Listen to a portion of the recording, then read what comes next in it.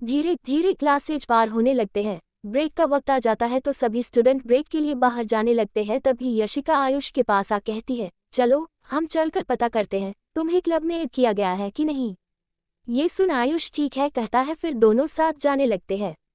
जब दोनों बाहर जा रहे थे तभी दोनों को साथ जाता देख सभी बातें करने लगते हैं। यशिका इस लड़के के साथ क्यों रहती है? क्या यशिका का टेस्ट लड़कों के मामले में इतना खराब हो गया है? नहीं नहीं, लगता है अभय के इग्नोरेंस की वजह से वो ऐसे चंपू लड़के के साथ रहना सही समझ रही होगी। इन लोगों की बातें साफ साफ यशिका और आयुष को सुनाई दे रहा होता है। आयुष के चेहरे पर उदासी छा गया था, वहीं यशिका आयुष के उदास चेहरे को देखती है, फिर उन लोगों की बातों को सुनती है और गुस्से में अपने हाथ की मुट्ठी को बना उनकी तरफ जाने लगती है। यशिका उनके पास आती है तो लड़की घमंड से भरी आवाज में कहती है, यशिका मुझे तुमसे डर नहीं लगता है। इस बात को सुन यशिका हंसने लगती है। यशिका के पागल बर्ताव को देख लड़की एक पल के लिए घबरा जाती है। वही यशिका हंसना बंद कर अपने चेहरे पर ठंडा भाव ला अपने कोड आवाज में कहती है, तुम्हारे चेहरे पर साफ मेरे होने का खौफ नजर आ रहा है। इस बात को सुन लड़की कुछ कहने के लिए अपना मुंह खोलने वाली होती है, पर यशिका अपने हाथ को उठा अपनी उंगली उसके होंठों पर रख देती है तो लड़की उसे हैरानी से देखती है। फिर यशिका लड़की को देखते हुए याद करती है नोवेल में इसका क्या कैरेक्टर था। फिर उसके कानों के करीब जा अपने धीमे और ठंडे आवाज में फुसफुसाते हुए कहती है, जिससे सिर्फ उसे ही सुनाई देता है, मुझे उकसाने का सज्जा, तुम्हारी फैमिली का बर्बादी हो सकता है। इस बात को सुन लड़की कुछ रिएक्ट करती इससे पहले ही यशिका कहती है, तुम्हारे डैड ने कितना घोटाला किया है, मैं उसका पूरा रिकॉर्ड पब्लिक कर सकती हूँ। इस बात को सुन लड़की के माथे से पसीना आने लगता है। वही यशिका लड़की से हल्का दूर हो विलन वाली मुस्कान के साथ उसे देख कहती है, और एक ऐसी बात है जिसे जान शायद तुम बर्दाश्त नहीं कर पाओगी, पर जानना चाहती हो तो मेरे पास आ जाना। अपने बात को कहने के बाद यशिका मुस्कुराते हुए वहां से जाने लगती है। वही लड़की जिसका नाम काव्या था वो हैरानी के साथ यशिका को देखते हुए अपने मन में कहती है, नहीं नहीं, यशिका को कुछ नहीं पता, वो बस मुझे डरा रही है, पर मेरे डैड सच में कुछ ऐसा कर रहे हैं जो सही नहीं, पर अगर ये बाहर आ गया तो। काव्या खुद में उलझी थी। वही यशिका अपने मन में कहती है, मैं नोवेल के प्लॉट को चेंज नहीं करना चाहती हूँ, पर मैं ऐसा कुछ टॉलरेट अब नहीं करूंगी जिससे मुझे वापस नैन्सी की जिंदगी जीनी पड़े। अपने बात को कहने के बाद वो आयुष के पास आ जाती है, फिर उसके साथ चलने लगती है तो आयुष कहता है, सॉरी, मेरे वजह से तुम्हें आज ये सब सुनना पड़ा, मुझे लगता है तुम्हें मेरे साथ नहीं रहना चाहिए। इस बात को सुन यशिका मुस्कुराते हुए आयुष को देखती है, फिर कहती है, इन लोगों की बातों पर ध्यान मत दो, वैसे तुम्हें नहीं लगता है तुम्हें अपना लुक चेंज करना चाहिए, तुम सच में बहुत अच्छी दिखते हो, बस तुम्हें अपने लुक पर थोड़ा काम करना चाहिए, वो अच्छा दिखता है। यशिका की जुबान से ये सुन आयुष ब्लश करने लगता है, पर फिर कहता है, पर मुझे क्या करना चाहिए? इस सवाल को सुन यशिका रुक जाती है तो आयुष के कदम भी रुक जाते हैं। तभी यशिका उसके तरफ मुड़ जाती है और अपने हाथ को उठा आयुष के आंखों से चश्मा हटा अपने हाथ को उसके बालों के पास ले जा सेट कर रही होती है और कहती है, तुम्हारी आंखें बहुत अट्रैक्टिव है, इसे अपने बालों के अंदर छिपाया मत करो। ये सब बातें करते हुए वो उसके बालों को सेट कर रही होती है। वही आयुष का चेहरा लाल हो चुका था। दूसरी तरफ अभय अपने दोस्तों के साथ उसी तरफ आ रहा होता है। जब अभय का नज़र यशिका और उस लड़के पर जाता है तो उसका चेहरा शक्त हो जाता है। वही चिराग अपनी बहन को बस देख रहा होता है। वही यशिका उसके बालों को सेट कर मुस्कुराते हुए उसे देख कहती है, अब अच्छा है, वैसे हम कॉलेज के बाद बाहर चले, फिर मैं इससे आगे कुछ कहती कि तभी अभय कह पड़ता है, तुम। वो बस एक शब्द कहा होता कि तभी यशिका और आयुष दोनों अभय की तरफ देखते हैं। यशिका अभय को अपने सामने देख बस वहां से भागना चाहती थी तो अभय आगे कुछ कहता कि तभी यशिका कह पड़ती है, आयुष तुम बात कर लो, मुझे लाइब्रेरी जाना था। अपने बात को कह यशिका लाइब्रेरी की तरफ अपने तेज कदमों से जाने लगती है। वही अभय गुस्से में यशिका की तरफ देखता है, फिर अपने हाथ का मुट्ठी बांध अपने मन में कहता है, तुम मेरे सामने क्यों नहीं आना चाहती हो? अपने मन में अभय ये सवाल कर रहा होता है कि तभी उसे आयुष का घबराया आवाज सुनाई देता है, मैं क्या आपका क्लब में ज्वाइन। वो अपने बात को पूरा करता इससे पहले अभय कह पड़ता है, क्लब में ज्वाइन होने के लिए पहले मैं चेक करता हूँ उसके अंदर कोई पोटेंशियल है कि नहीं, ऐसे ही किसी के कहने पर ज्वाइन नहीं करता। अपने बात को रुड तरीके से कहने के बाद अभय जाने लगता है। वही अभय ये पहली बार था जब किसी से इतने हराश तरीके से बात किया था, नहीं तो उसके आवाज में ठंडक जरूर होता है पर वो किसी को हराश नहीं करता है। कुछ वक्त बाद यशिका लाइब्रेरी में एक बुक देख उसे निकालने की कोशिश कर रही होती है, तभी एक लंबा हाथ उस बुक को निकाल देता है तो यशिका मुड़ उसे देखने के लिए अपने सिर को ऊपर करती है। अपने बेहद करीब अभय को देख यशिका का दिल जोरों से धड़कने लगता है। साथ ही अभय के करीब होने से यशिका का चेहरा लाल हो चुका था, पर वो झट से खुद को समझाती है, यशिका खुद को कंट्रोल करो और अभय से दूरी बनाकर रखो। अपने मन में इतना कहने के बाद वो अभय के हाथ में पकड़े बुक को लेने के लिए अपने हाथ को ऊपर कर उस बुक को लेती। इससे पहले ही अभय बुक को और ऊपर कर देता है तो यशिका उसे हैरानी से देखते हुए अपने घबराए आवाज में कहती है, क्या कर रहे हैं आप? इस सवाल को सुन अभय यशिका के लाल हुए चेहरे को देख अपने दूसरे हाथ को यशिका के चेहरे पर ले जा अपने हाथ को उसके चेहरे पर रखता है तो यशिका का दिल इतने जोर से धड़कने लगता है कि अभय को भी उसका धड़कन सुनाई दे रहा होता है। यशिका की बढ़ती धड़कनों को सुन अभय को जैसे राहत मिल रहा था। अभय अपने उंगलियों को यशिका के चेहरे पर फेरने लगता है तो यशिका खुद को संभालते हुए अभय के हाथ को अपने चेहरे से झटक कहती है, क्या कर रहे हैं आप? इतना कहने के बाद अभय को खुद से दूर धकेल यशिका वहां से जाने लगती है, पर तभी अभय उसके हाथ को पकड़ बुक सेल पर उसे टीका देता है तो यशिका गुस्से में अभय की तरफ देखती है। तो अभय यशिका के गुस्से से हुए लाल चेहरे को देख सवाल करता है, क्या सच में तुम उस लड़के को पसंद करने लगी हो? अभय के अचानक से किए इस सवाल को सुन यशिका हैरान थी। वो हैरानी से भरी नज़र के साथ अभय को देखते हुए कहती है, मैं किसी को पसंद करती हूँ या नहीं करती हूँ इससे आपको क्या? इस बात को सुन अभय यशिका के आंखों में देखता है, फिर उसके चेहरे के करीब अपने चेहरे को करने लगता है। इस मोमेंट में यशिका को कुछ समझ नहीं आ रहा होता है और वो कुछ समझ पाती इससे पहले ही अभय उसके कोमल होंठों पर अपने होंठ टिका उसे प्यार से किस करने लगता है। यशिका को समझ नहीं आ रहा था उसके साथ हो क्या रहा है। उसका शरीर भी अभय के किस से जम गया था। वही अभय कुछ देर तक उसे किस करने के बाद उससे दूर हो उसके हाथ में वही बुक रख वहां से जाने लगता है।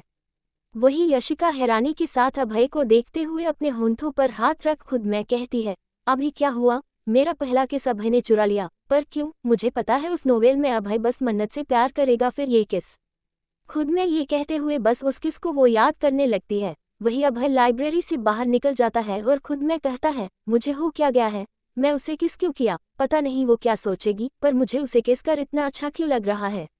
अपने मन में कहते हुए अपने होंठों को अपने उंगलियों से टच करता है तो यशिका के होंठों का एहसास उसे महसूस होने लगता है। फिर उसके होंठों पर हल्की मुस्कान छा जाती है।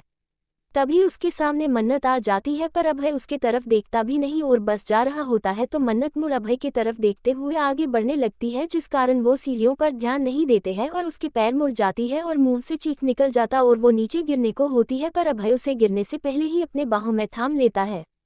तभी यशिका वहां जाती है और अभय के बाहों में मन्नत को देखती है तो उससे बहुत बुरा लग रहा होता है, पर फिर अपने मन में कहती है, लगता है मैं यशिका के शरीर में हूँ इसलिए मुझे मेरे दिल में दर्द महसूस हो रहा है दोनों को देखकर। वही अभय का नज़र भी यशिका पर जाता है तो यशिका अपने चेहरे को फेर लेती है। वही अभय मन्नत को छोड़ने को था, पर मन्नत का पैर मुड़ चुका था जिस कारण उसे अपने पैर में बहुत दर्द होने लगता है। तो अभय उसे अपने गोद में उठा लेता है और यशिका की तरफ देखता है। वही यशिका अपने मन में कहती है, पता नहीं लाइब्रेरी में अभय ने किस क्यों किया इस नोवेल की विलन को, पर उसके अलावा स्टोरी वैसा ही चल रहा है जैसे नोवेल में लिखा था। मैं नोवेल के प्लॉट को चेंज नहीं कर सकती, वैसे मैं ऐसा कुछ करना भी नहीं चाहती। मैं तो बस जीना चाहती हूँ और अब एक परफेक्ट विलन बनना चाहती हूँ, क्योंकि मैं छोटे छोटे बातों से इफेक्ट होकर फिर से नैन्सी नहीं बन सकती हूँ।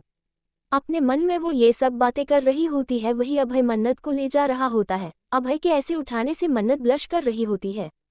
वही अभय मन्नत को मेडिकल रूम ले जा उसे बेड पर रख देता है और वहां से चला जाता है। वही वहां मौजूद डॉक्टर ये देख अभय से कुछ कहती कि अभय वहां से जा चुका था तो डॉक्टर मन्नत के पास आ उससे पूछती है, फिर उसके पैर को चेक करने लगती है। वही अभय वहां से बाहर आ यशिका की क्लास के सामने से गुजरते हुए क्लास के अंदर की तरफ देखता है। यशिका को आयुष से बात करता देख वो वहां से जाने लगता है। फिर अपने क्लास में आ वो अपने शीट में जा बैठ अपने सिर को डेस्क पर रख अपनी आंखें बंद कर यशिका के कोमल होंठों का एहसास याद करने लगता है। ऐसे ही क्लासेस पार हो जाते हैं और कॉलेज खत्म हो जाता है तो सभी स्टूडेंट अपने अपने क्लास से बाहर जाने लगते हैं। क्लास से बाहर जाने के बाद सभी घर के लिए निकल जाते हैं। कुछ वक्त के बाद यशिका अपने मेंशन पहुंच जाती है। फिर वो अपने कार से बाहर निकल मेंशन के अंदर जा अपने रूम में जाती है। फिर फ्रेश हो अपने बेड पर बैठने को थी तभी दरवाज़ा नॉक होता है तो यशिका अंदर आने को कह देती है। तभी यशिका के पिता का बटलर रूम का दरवाज़ा खोल अंदर आता है तो अपने पिता के बटलर को देख यशिका खड़ी हो सवाल करती है, अंकल आप यहाँ क्या कर रहे हैं? सवाल सुन बटलर यशिका के पास जाता है, फिर एक बॉक्स आगे करते हुए कहता है, आपके पिता ने ये आपके लिए भेजवाया है। इस बात को सुन यशिका उस बॉक्स को ले लेती है, फिर उसे खोल देखती है। रेड रेयर डायमंड को देख यशिका हैरान हो जाती है और अपने मन में कहती है, ये डायमंड तो कॉमिक में करणवीर को मिला था, फिर उसने इस डायमंड के रिंग को बनवा फीमेल लीड के कैरेक्टर को प्रपोज करने के लिए रखा था, पर वो बेचारा रिजेक्ट हो गया था। और इस बीच अभय जब करणवीर को मन्नत के करीब जाता देखता तो उसे भी अपने फीलिंग्स का मन्नत के प्रति एहसास होने लगा था। नोवेल की कहानी को याद करने के बाद यशिका अपने मन में कहती है, पर मुझे नहीं लगता है मुझे इस डायमंड की जरूरत है, पर इससे मुझे बहुत पैसा मिल सकता है और मैं अपने बिजनेस में लगा सकती हूँ। मन ही मन ये सब कहते हुए यशिका बहुत खुश हो रही होती है। तभी बटलर कहता है, मैं जाता हूँ। इस बात को सुन यशिका मुस्कुराते हुए उसे जाने का कह देती है। फिर बिस्तर पर जा लेटी ही थी कि तभी छोटा सा फोन रिंग होने लगता है। ये नोवेल उस टाइम के आधार पर लिखा गया था जब टेक्नोलॉजी बहुत पीछे था। यशिका उस फोन को जा उठा देखती है और खुद में कहती है, ये मॉडल कितना पुराना है, वैसे ये नंबर किसका है। खुद में इतना कहने के बाद वो कॉल उठा अपने कान से लगा कहती है, हेलो। तभी कॉल के दूसरे तरफ से एल्विस का आवाज उसे सुनाई देता है, मई लेडी। आवाज सुन यशिका थोड़ा सोचते हुए कहती है, आप कौन। इस सवाल को सुन एल्विस का चेहरा नीला पड़ जाता है। यशिका उसकी जिंदगी में पहली लड़की थी जो उसके गुड लुक्स को देखने और अट्रैक्टिव आवाज सुनने के बाद भी उसे भूल सवाल कर रही थी, आप कौन। इस सवाल को सुन एल्विस उदासी और रूखेपन से भरी आवाज में कहता है, माय लेडी, सच में मैं इतना कॉमन इंसान हूँ आपकी नज़र में जो आप मुझे भूल गई। इस बात को सुन इस आवाज पर जोर डालते हुए यशिका कहती है, एल्विस। फाइनली यशिका को याद है, ये जान एल्विस के होंठों पर मुस्कान छा जाता है। वो मुस्कुराते हुए कहता है, चलो तुम्हें याद तो आया। वो इतना कहा ही था कि तभी यशिका कह पड़ती है, क्या तुमने डील एक्सेप्ट कर लिया है। यशिका के सवाल को सुन एल्विस कहता है, हाँ डील अच्छी है, पर इससे आगे वो कुछ और कहता कि इससे पहले यशिका उसके पूरे बात सुने बिना ही कह पड़ती है, मैं कल तुमसे मिलने आऊंगी और हाँ वो रेड डायमंड की बोली तो तुमने ही लगवाई थी ना। इस बात को सुन एल्विस कहता है, हाँ और तुम्हारे डैड ने उसे लिया है तुम्हारे लिए। इस बात पर यशिका कहती है, क्या हम ऐसा कर सकते हैं, डैड ने जिस प्राइस में लिया है हम उससे अधिक प्राइस में बेच सके। इस बात को सुन एल्विस हैरान था। वही अभय बस बैठा सुन रहा होता है। वही एल्विस कहता है, तुम उसे बेचना क्यों चाहती हो, जहां तक मुझे पता है उस डायमंड को पाने के लिए तुम भूख हड़ताल में थी। इस बात को सुन यशिका अपने मन में कहती है, मेंशन के अंदर चल रहा बात भी बाहर फैलने में देरी नहीं लगता है। अपने मन में इतना कहने के बाद वो कहती है, हाँ पर वो पास्ट है, वैसे मैं इस डायमंड से मिलने वाले पैसे से अपने बिजनेस में इन्वेस्ट कर जब फ्यूचर में ऐसे कई डायमंड्स ले सकती हूँ तो एक डायमंड के ना होने से मुझे कोई फर्क नहीं पड़ेगा, पर ये रेयर डायमंड है, मतलब एक ही पीस अगर मैं ऐसे बेचती हूँ तो डैड को जरूर पता चल जाएगा। इस बात को सुन एल्विस कहता है, हाँ। ये सुन यशिका कुछ सोचने लगती है, फिर झट से कहती है, कॉन्ट्रैक्ट रेडी रखो, मैं कल मिलने आती हूँ, फिर बात करते हैं। अपने बात को कह यशिका कॉल कट कर देती है। वही एल्विस फोन देखते हुए कहता है, कितनी अजीब लड़की है, बस अपनी बात कहती है, दूसरों का इसे सुनना ही नहीं है। इतना कहने के बाद वो अभय की तरफ देखता है, पर अभय के होंठों पर हल्की मुस्कान देख एल्विस हैरान हो जाता है। एल्विस फिर कहता है, अभय क्या तू उस लड़की के लिए मुस्कुरा रहा है। इस बात को सुन अभय झट से अपने चेहरे पर वही ठंडा एक्सप्रेशन ला कहता है, नहीं, जिस तरीके से तू इग्नोर हो रहा था वो देख मुस्कुरा रहा। अपनी बात को कह वो खड़ा हो जाने लगता है। वही एल्विस कहता है, तुम जा रहे हो, पर मुझे यशिका की डील से रिलेटेड कुछ बातें करना है। पर अभय एल्विस के पूरे बात को इग्नोर करते हुए वहां से निकल जाता है। वही एल्विस चिढ़ते हुए अपने दांत पीसते हुए कहता है, दोनों एक जैसे हैं, अगर सच में अभय को इस लड़की से प्यार हो गया तो मेरी जिंदगी बर्बाद हो जाएगी। वैसे मुझे लगता है मेरी जिंदगी बर्बाद जल्द ही दोनों के हाथ होने वाली है। अपने आप में वो ये बात कर रहा था। वही अभय अपने कार में जा बैठ जाता है और अभय के बैठते ही ड्राइवर कार स्टार्ट कर देता है। अभय विंडो से बाहर देखते हुए यशिका के बारे में सोचते हुए खुद में कहता है, तुम इतनी बदल कैसे गई और क्यों तुम्हें बिजनेस करना है और तुम्हारे पास इतना अच्छा आइडिया बिजनेस का कैसे आ सकता है। जहां तक मुझे पता है तुम्हें ये सब चीज़ों में ज़रा भी इंटरेस्ट नहीं था। अभय अपने मन में ये सारी बातें करते हुए लाइब्रेरी में किया यशिका के किस के बारे में सोचने लगता है। किसको याद करते हुए अभय अपने होंठों पर अपने उंगली को रख कोमलता से रब करते हुए खुद में कहता है, देखता हूँ आगे कौन सा रंग तुम्हारा देखने को मिलता है। वो खुद में ये सब कह रहा था। वहाँ यशिका डायमंड को देखते देखते गहरी नींद में दो चुकी थी। कुछ वक्त बीत जाता है, रात का वक्त हो चुका था और यशिका अपनी नींद पूरी कर नीचे डिनर के लिए चली जाती है। यशिका के डैड अब तक वापस नहीं आए थे तो सभी देव के बिना ही खाना खा लेते हैं, फिर अपने कमरे में चले जाते हैं। यशिका भी अपने कमरे में जा बालकनी में चली जाती है और अपने डैड के आने का इंतजार करने लगती है। तभी उसकी नज़र चांद पर जाती है। चांद को देखते हुए यशिका कहती है, मुझे नहीं पता ये सब क्या हो रहा है, पर मैं इस मौके को अच्छे से इस्तेमाल करना चाहती हूँ। अपने मन में वो इतना कही ही थी कि तभी उसे गाड़ियों की आवाज़ आती है तो वो भागते हुए अपने रूम से बाहर निकल हॉल में चली जाती है। जब वो हॉल में पहुंच जाती है तब तक उसके पिता भी आ चुके थे। यशिका को देख देव अपने होंठों पर हल्की मुस्कान ला अपनी बेटी के पास जाते हैं तो यशिका मुस्कुराते हुए कहती है, थैंक यू डैड, आप मेरे लिए वो डायमंड लाए, पर मैं सच में उसे अब नहीं चाहती थी। अपनी बेटी की बातों को सुन देव अपनी बेटी के सिर पर हाथ रख कहते हैं, पर मैं अपनी बेटी को देना चाहता था। देव का ऐसे उसके सिर पर हाथ रखने से यशिका की आंखें हल्की नम हो जाती है।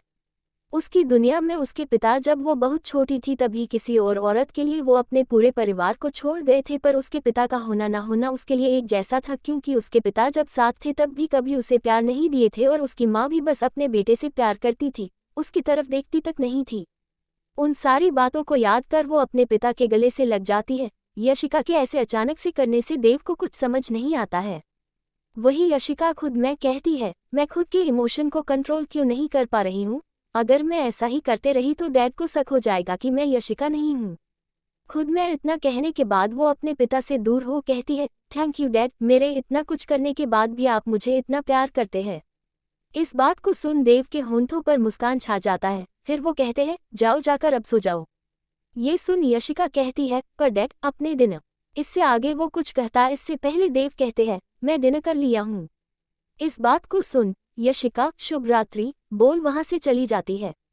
सुबह का वक्त यशिका कॉलेज के लिए रेडी हो बिना नाश्ता किए कॉलेज के लिए निकल जाती है। वही चिराग यशिका को इतना पहले जाता देख अपने मन में कहता है, कल भी जल्दी चली गई थी पर कॉलेज में नहीं थी, आखिर इतनी जल्दी कॉलेज से निकल ये जाती कहाँ है।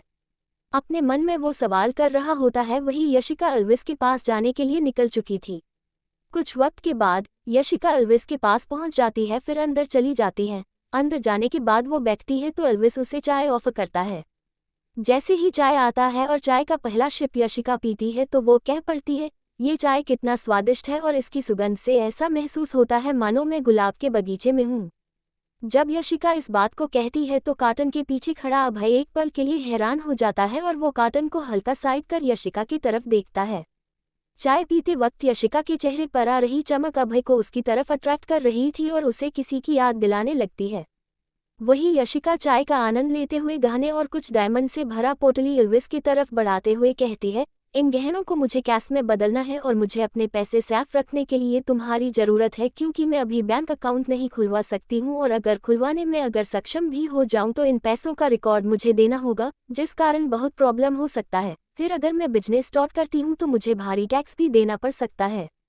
यशिका की बातों को सुन एल्विस कहता है, तो क्या तुम मुझे टैक्स चोर समझ रखी हो। इस बात को सुन यशिका कहती है, हाँ।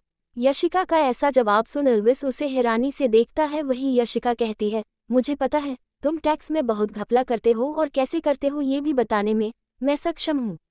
अपनी बात को कहने के बाद एक शातिर मुस्कान यशिका एल्विस को देती है तो एल्विस के चेहरे का भाव बदल जाता है और वो कहता है, तुम मेरे सोच से भी अधिक चालाक हो। पता नहीं किस बेवकूफ़ ने मुझे बताया था तुम बेवकूफ़ और अपने परिवार के लिए मुसीबत खड़ी करने वाली लड़की हो। इस बात को सुन यशिका उसे जान से मार देने वाले नज़र से देखती है तो एल्विस यशिका की नज़र से घबरा कर झट से कहता है, ये तो बस अफवाह है, तुम तो बहुत बुद्धिमान हो। एल्विस की चापलूसी से भरी बातें सुन यशिका कहती है, अब हो गया हो तो काम की बातें करे। इस बात पर एल्विस कहता है, ओके माय लेडी, तुम्हें चिंता करने की ज़रूरत नहीं है, अब हम पार्टनर्स हैं। टैक्स को कैसे बचाना है और आपका पैसा सुरक्षित रहे इन सब का जिम्मा मेरा है। ये सुन यशिका एल्विस की तरफ देखती है पर कुछ देर खामोश रहती है, फिर कहती है, वैसे रेड डायमंड का मुझे कितना प्राइस मिल सकता है। इस सवाल को सुन एल्विस कहता है, जितने का आपका मेंशन हो। इस जवाब को सुन यशिका हैरान थी। वही एल्विस कहता है, मैं इससे अधिक मैं बेचने की कोशिश करूंगा पर आपके पिता को पता लग सकता है। इस बात को सुन यशिका कहती है, इसके लिए मेरे पास एक प्लान है। बाकी अगर मैं इस डायमंड का एडवर्टाइजमेंट करूं तो शायद हम अच्छे खासे अमाउंट में सेल कर सकते हैं। इस बात को सुन एल्विस कहता है, पर आप एडवर्टाइजमेंट करोगी कैसे। इस सवाल को सुन यशिका झट से कहती है, कॉलेज में हर ईयर किंग और क्वीन का कंपटीशन होता है, फिर उसके बाद बॉल पार्टी, तो अगर मैं उस बॉल पार्टी में उसे पहन कर जाऊं जहां सभी रिच फैमिली के लोग मौजूद होते हैं तो कैसा रहेगा एडवर्टाइजमेंट करने के लिए। बोल पार्टी में एडवर्टाइजमेंट आइडिया तो बहुत अच्छा था, पर एल्विस कुछ सोचते हुए कहता है, ये सब तो ठीक है, पर आप बिना अपने डैड को पता लगे सेल कैसे करोगे। इस सवाल पर यशिका मुस्कुरा कर कहती है, ये मैं बोल पार्टी आने के बाद बताऊंगी, अभी मैं लेट हो रही हूँ। अपने बात को खत्म कर यशिका खड़ी हो एल्विस के आगे किसी भी बात को सुने बिना ही वहां से जाने लगती है। यशिका के केबिन से जाने के बाद अभय पर्दे से बाहर निकल चेयर पर जा बैठ चाय के कप को देखने लगता है, तो एल्विस अभय को यशिका के चाय के कप की तरफ देखता पा कहता है, तुम्हें भी चाय चाहिए क्या। इस सवाल को सुन अभय अपनी नज़र कप से हटा कहता है, नहीं। इस जवाब को सुन एल्विस कहता है, वैसे तुझे नहीं लगता है यशिका बहुत इंटरेस्टिंग है, मुझे तो अब उसमें इंटरेस्ट आने लगा है। एल्विस अपनी बातें कहे जा रहा होता है, वही अभय का चेहरा उसकी बातें सुन डाक होता जा रहा था। मुझे ऐसा लग रहा है जैसे मैं यशिका के प्यार में। इससे आगे वो कुछ कहता इससे पहले ही अभय कह पड़ता है, लगता है मुझे टैक्स डिपार्टमेंट में तुम्हारे कारनामों का काला चिट्ठा भेजना होगा। अभय का जुबान से ये बात सुन एल्विस का चेहरा नीला पड़ने लगता है और वो झट से कहता है, मैं तो मजाक कर रहा था, मुझे तीखी मिर्ची बिल्कुल पसंद नहीं है, मैं तो शहद जैसी मीठी चाहता हूँ अपने लाइफ में। एल्विस की इन बातों को सुन अभय खड़ा हो वहां से जाने लगता है। अभय को जाता देख एल्विस का घबराहट कम होता है और वो अपने मन में कहता है, अब यशिका से रिलेटेड कुछ भी कहने से पहले मैं 1000 बार सोचूंगा, मेरा दोस्त सच में उसके प्यार में पड़ चुका है, चाहे वो एक्सेप्ट करे या ना करे। अपने मन में ये सब कहने के बाद वो अपना काम करने लगता है। वही अभय अपनी कार में जा बैठ जाता है तो ड्राइवर कार स्टार्ट कर देता है। कार में बैठे के बाद अभय यशिका के बातों को याद करने हुए खुद में कहता है, बोल पार्टी, यशिका राठौर तुम्हें पार्टनर तो चाहिए ही होगा, पर अभी बोल पार्टी होने में 1 महीने से भी अधिक वक्त है। वो खुद में ये सब सोचने हुए अपने मन में ही बातें कहे जा रहा था। ऐसे ही ये रास्ता गुजर भी जाता है और कॉलेज आ जाता है। अभय अपनी कार से बाहर निकल कॉलेज की तरफ जाने लगता है तो देखता है चिराग और यशिका एक दूसरे से बातें कर रहे हैं। दूर होने की वजह से बातें सुनाई तो नहीं दे रहा था, पर यशिका के चेहरे के एक्सप्रेशन से साफ समझ आ रहा था उसका चिराग से किसी बात पर बहस हो रहा है।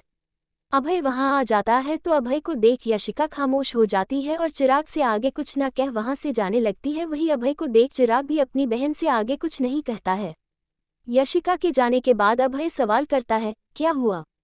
इस सवाल को सुन चिराग इरिटेशन से भरी आवाज में कहता है, सच में छोटी बहन होना सर दर्द है। इस बात को सुन अभय और चिराग क्लास की तरफ बढ़ते हुए कहता है, तुम ऐसा क्यों कह रहे हो। इस बात को सुन चिराग कहता है, मेरी बहन सुबह ही कॉलेज के लिए निकल जाती है, पर कॉलेज ना जा पता नहीं कहाँ जाती है, और उससे सवाल करो तो जवाब में। अपने बात को अधूरा कह चिराग अपने दांत पीसते हुए यशिका का बात याद करता है, भले आप मेरे बड़े भाई हो, पर आज तक बड़े भाई वाला कोई फर्ज अदा नहीं किए हो, तो मुझसे सवाल करने का आपका कोई अधिकार नहीं है। यशिका की उन बातों को याद कर चिराग एक गहरी सांस भर लेता है और कहता है, क्या मैं एक अच्छा बड़ा भाई नहीं हूँ। चिराग के इस सवाल को सुन अभय चिराग की तरफ देखता है और कहता है, बात क्या है। इस सवाल को सुन चिराग कहता है, यशिका ने मुझसे कहा मैं उससे कोई सवाल नहीं कर सकता क्योंकि आज तक मैं एक बड़े भाई का कोई फर्ज अदा नहीं किया हूँ। वैसे वो सही है, पर उसकी हरकतों की वजह से मैं उसके साथ कभी खड़ा नहीं रहता था। क्लास आ चुका था, दोनों रुक जाते हैं, तभी अभय कहता है, तुम अच्छे हो, पर अपनी बहन के लिए तुम एक अच्छे भाई नहीं बन पाए हो। अपने बात को कह वो क्लास के अंदर चला जाता है। वही क्लास की सभी लड़कियां अभय को देखने लगती है, पर अभय किसी की तरफ ना देख अपने शीट में जा बैठ जाता है। वही चिराग अभय की बातों को सोचते हुए क्लास के अंदर चला जाता है और वो भी अभय के बगल में बैठ जाता है। दोनों को अंदर अशांति से बैठता देख कबीर कहता है, अभय का मूड तो ऐसा ही रहता है, तुझे क्या हुआ है चिराग। इस सवाल को सुन चिराग कहता है, कुछ नहीं, वैसे तुम्हारी भी छोटी बहन है ना। इस बात को सुन कबीर कहता है, हाँ, क्या तुझे मेरी बहन से शादी करना है। इस बात को सुन चिराग झट से कहता है, नहीं नहीं, मैं तो बस पूछ रहा था। इस बात पर कबीर हंसने लगता है। वही चिराग कहता है, हंसना बंद करो, वैसे तुम अपनी बहन के लिए क्या करते हो। ऐसे सवाल को सुन कबीर अपने आंखों को रोल करते हुए कहता है, ये कैसा सवाल था, जो एक भाई को करना चाहिए मैं बस वही करता हूँ। कबीर की बातों को सुन चिराग कहता है, मतलब जिससे एक अच्छा बड़ा भाई बना जाए। चिराग के ऐसे बातों को सुन कबीर कहता है, अपनी बहन की डिमांड को पूरा करने से शायद। इस बात पर चिराग अपना मुंह बना कहता है, मतलब किसी भी तरीका का डिमांड। तो कबीर कहता है, हाँ। इस बात को सुन चिराग कहता है, तो ठीक है अभय। अपना नाम सुन अभय चिराग को देखता है तो चिराग कहता है, आज से तुम मेरी बहन के हो, बस मेरी बहन तुम्हें सबसे अधिक चाहती है। चिराग इतने जोर से कहा था कि क्लास के अन्य स्टूडेंट भी सुन लिए थे। वही कबीर चिराग के ऐसे बात से हैरान था, वही अभय बिना रिएक्शन के देख रहा था। फिर अभय कुछ न कह अपने चेहरे को डेस्क पर रख अपनी आंखें बंद कर लेता है तो चिराग कहता है, अभय मुझे प्रॉमिस करो तुम सिर्फ मेरी बहन के रहोगे। चिराग की बातों को सुन अभय अपने मन में कहता है, क्या सच में यशिका मुझे चाहती है? पर मुझे ऐसा क्यों नहीं लगता है। चिराग चिल्लाए जा रहा था, वही अभय कोई रिएक्शन ना दे अपनी आंखों को बंद कर बस यही सोचे जा रहा होता है। तभी समायरा कबीर के बगल में बैठते हुए कहती है, सच में चिराग, कुछ दिन पहले तुम्हें अपनी बहन का ये डिमांड चुभ रहा था और आज तुम अभय को फोर्स कर रहे हो। इतना कहने के बाद समायरा हंसने लगती है। वही चिराग एक गहरी सांस भरते हुए कहता है, मैं तो बस एक अच्छा भाई बन रहा। इस बात को सुन समायरा कहती है, ये तो ठीक है, पर मुझे नहीं लगता है अब तुम्हारी बहन को अभय में थोड़ा भी इंटरेस्ट है। ये सुन अभय अपने चेहरे को उठा अपने डार्क नजरों से समायरा को देखता है तो समायरा अभय के इस नज़र को देखते हुए कहती है, अभय क्या तुम्हें ये सुन बुरा लग रहा है कि अब तुम्हें वो पसंद नहीं करती है? समायरा का ये बात सुन अभय झट से कहता है, मुझे क्यों बुरा लगेगा? ये सुन समायरा झट से कहती है, फिर तुम्हें गुस्सा क्यों आ रहा है? अभय को ये सुन गुस्सा तो आया था पर वो कह नहीं सकता था। हाँ, रीजन यही है, इसलिए वो अपने इमोशन को ना जाहिर करते हुए कहता है, क्योंकि तुम सबकी बातें बहुत अनोइंग है, चुप हो जाओ। अपने बात को कहने के बाद वो अपने सिर को वापस डेस्क पर रख समायरा की बातों को सोचने लगता है।